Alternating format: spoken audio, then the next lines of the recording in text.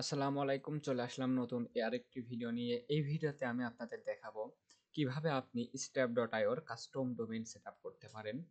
তাহলে চলুন ভিডিওটি দেরি না করে শুরু করা যাক। আমরা সর্বপ্রথম আমাদের step.io এর অ্যাকাউন্টে আসবো। এখান থেকে ক্রিয়েট কন্টেইনারে ক্লিক করব। এইখান থেকে আমরা অবশ্যই একটা নাম দিয়ে দিব।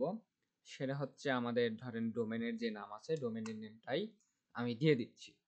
আচ্ছা, এরপর এখান থেকে দেখেন কনফিগারেশন, কন্টেইনার কনফিগারেশন যেখানে আছে এইটা আমরা কি দিব? এইটা মূলত আমরা জিটিএম কন্টেইনারের সার্ভার কন্টেইনারটা দিয়ে দিব।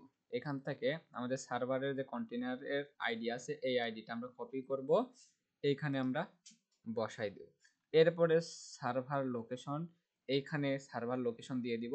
আমি মূলত সিঙ্গাপুর দিয়েই দেই, আপনারা ইন্ডিয়া দিতে পারেন, জার্মানি, এখানে মানে আপনার ক্লায়েন্টের বিজনেস যেখান থেকে সেখানেই দেওয়ার চেষ্টা করবেন, অথবা আশেপাশের যে দেশ সেখানে।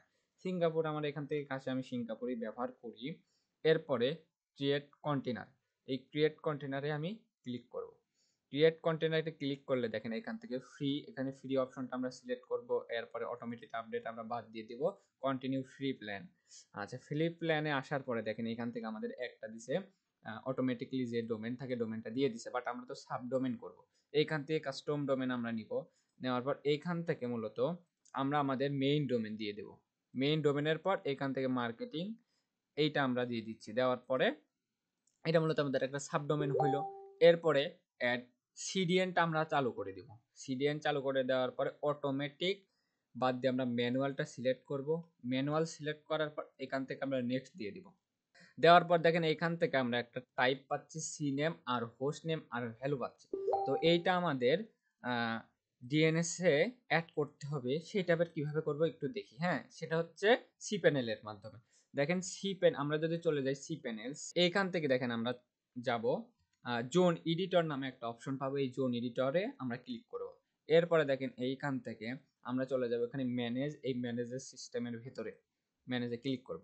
করার পর দেখেন এইগুলো আমার ইতিমধ্যে অনেকগুলো অ্যাড আছে, বাট আমি তো নতুন করে অ্যাড করতে চাচ্ছি। সেটা হচ্ছে কি, সেটা হচ্ছে আমাদের এখানে বলছে টাইপ কি সি নেম নিতে। তাহলে আমরা এখান থেকে অ্যাড রেকর্ড করব। এখান থেকে এ রেকর্ড আছে, আমরা করব সি নেম। হ্যাঁ, এরপর এখান থেকে একটা ভ্যালু দিতে বলতেছে।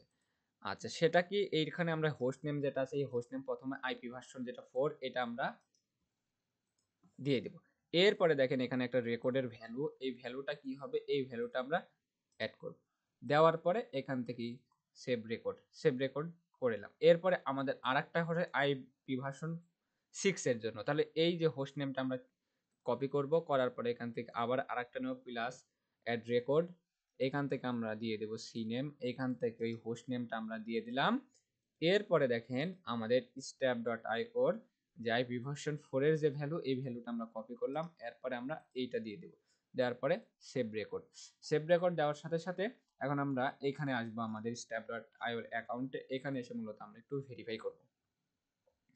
আচ্ছা, এখানে ভেরিফাইং লেখা উঠছে। তো আমরা একটু অপেক্ষা করি, যে আমাদের একটু সময় নিতে পারে আবার, অথবা 1 সেকেন্ডের ভিতরে আমাদের হয়ে যায়। হ্যাঁ, তাহলে আমরা আর একবার রিফ্রেশ দিলাম। দেওয়ার পরে এবার আমরা দেখি যে এই যে রেডি হয়ে গেছে। হ্যাঁ, আচ্ছা, এইবার আমাদের এইটা নিয়ে যে আমাদের বসাইতে হবে। আমাদের হচ্ছে দেখেন রেডি হয়ে গেছে মাত্র মিনিট 5 এর ভিতরে আর কি এটা রেডি হয়ে গেছে। এরপর এটা আমরা কপি করব, করার পর আমরা আমাদের জিটিএম সার্ভারে কন্টেনারে চলে যাব, অ্যাডমিনে যাব। অ্যাডমিনে যাওয়ার পর আমরা এইখান থেকে এই যে কন্টেনার সেটিং এ ক্লিক করব। এরপরে আমাদের যে একটা ইউআরএল আছে এটা বাদ দিয়ে আমরা ধরো এরকম আমাদের থাকবে, এই অ্যাড ইউআরএল এ ক্লিক করে আমাদের এই ইউআরএলটা দিয়ে সেভ করে দিব। তাহলে মূলত আমাদের সার্ভার কন্টেনারের সাথে আমাদের ইন্টিগ্রেট করা হয়ে যাবে।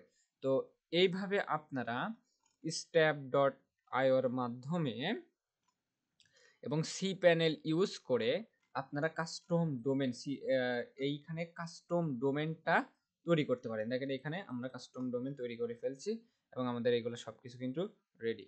তো আজকের পর্ব এই পর্যন্তই। ভিডিওটি যদি ভালো লাগে আমার চ্যানেলটিকে সাবস্ক্রাইব করে পাশেই থাকবেন।